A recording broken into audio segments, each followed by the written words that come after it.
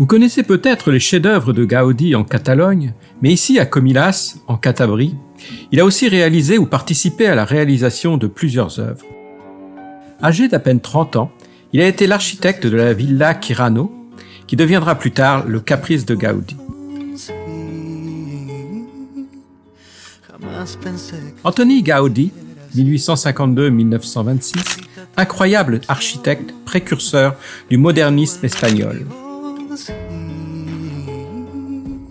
Ici, le tournesol n'est pas seulement un élément de décoration, il apporte un sens à tout l'édifice. Passionné par le milieu naturel, il disait « Tout est écrit dans les livres de la nature ».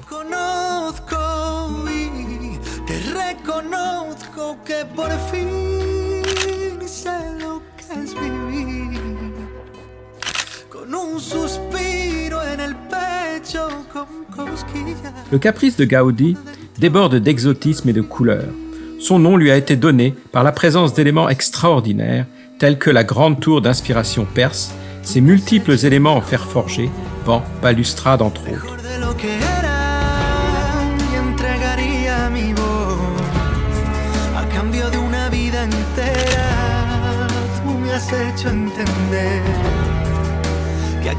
Cette maison est un mélange permanent de couleurs et de matériaux avec des formes étonnantes.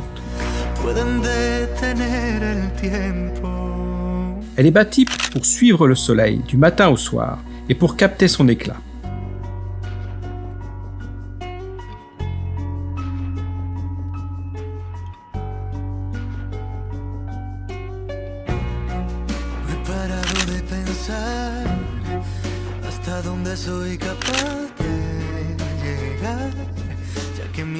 Está en tus manos y en tu boca. Me he convertido en lo que nunca imaginé. Has dividido en dos mi alma y mi ser, porque una parte va contigo aunque a veces no lo sepas ver. Por fin lo puedo sentir. La serre, toute blanche, répartit la lumière tout au long de la journée en régulant la température.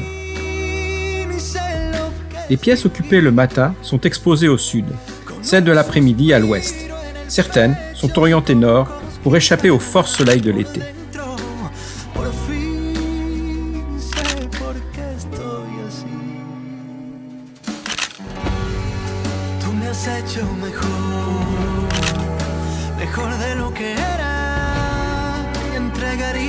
À l'étage, les greniers qui abritaient les chambres des domestiques avec ses poutrages en forme de ciseaux.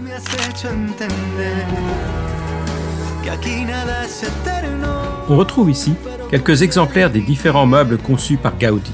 Le banc de la Casa Calvé, le miroir grand de la Casa Calvé également, la double banquette de la Casa Balto,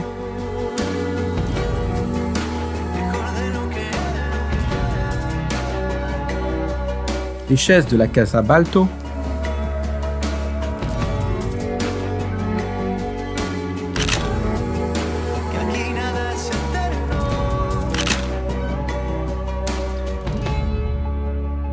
ainsi que de nombreuses autres réalisations de Gaudí.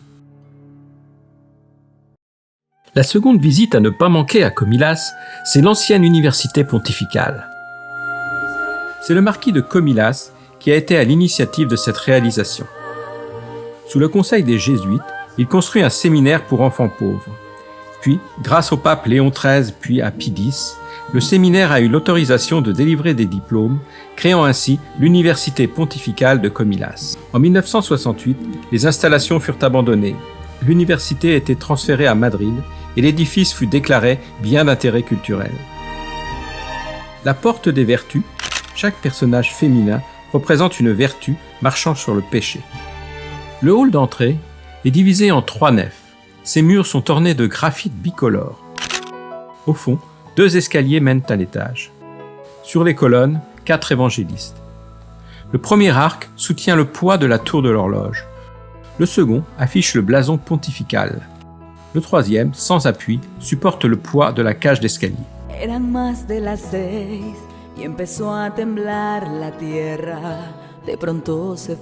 Montant à l'étage, on découvre un étonnant plafond à caissons qui évoque la quille d'un bateau renversé.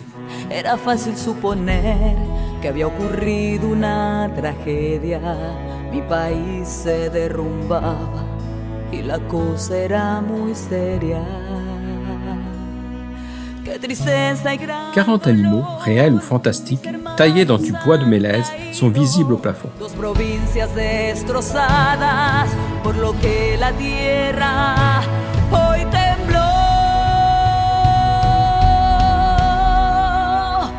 Qué tristeza y qué dolor, mi país está en escombros, pero sé que hombros. Les jolis vitraux laissent entrer la lumière. Dans le vestibule, 2 peintures murales. Une femme avec un calice et une Bible, représente la théologie. Une femme avec tête de mort et parchemin pour la philosophie. Puis on entre dans la chapelle domestique avec son joli autel en bois et avec ses 7 chérubins qui symbolisent la pureté spirituelle et une aspiration vers le divin. Autre salle, l'amphithéâtre avec son plafond à caissons et sa superbe frise sur la toile de Llorens et Masdeu. 101 personnages racontent l'Ancien et le Nouveau Testament. Le cloître, destiné à la prière et à la méditation, avec au centre un petit édicule. Du cloître, on a une belle vue sur l'église du séminaire.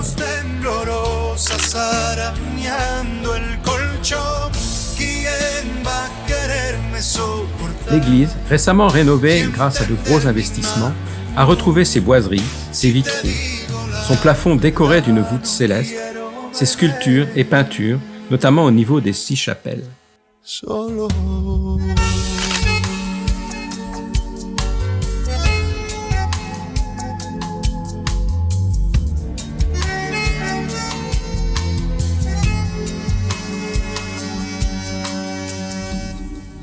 Me conformo con no verte nunca. Me conformo si ya no haces parte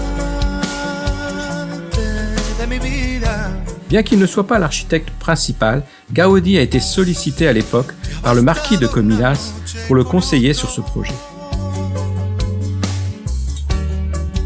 Para echarme la arena en los ojos. Tout proche, sur la colline voisine, on peut apercevoir le palace de Sobriano, palais néo-gothique du 19e siècle, très luxueux. Para ver salir el sol sin que lo apague el dolor que me dejó aquella obsesión de tu corazón con mi corazón, de mis manos temblorosas arañando el colchón. ¿Quién va a quererme soportar? À ses côtés, la chapelle Panthéon des marquis de Comillas. Si te digo la À Comillas, Gaudí a également participé à la réalisation d'autres œuvres, comme des oiseaux stylisés avec la porte des oiseaux. Situé sur une colline face à la mer, ce cimetière, construit sur un ancien temple, a conservé des ruines gothiques. À l'entrée, un arc semi-circulaire et moderniste, avec une association de métal et de pierre. ¿Quién abrirá la puerta hoy? Une grille garde le passage vers le monde des morts.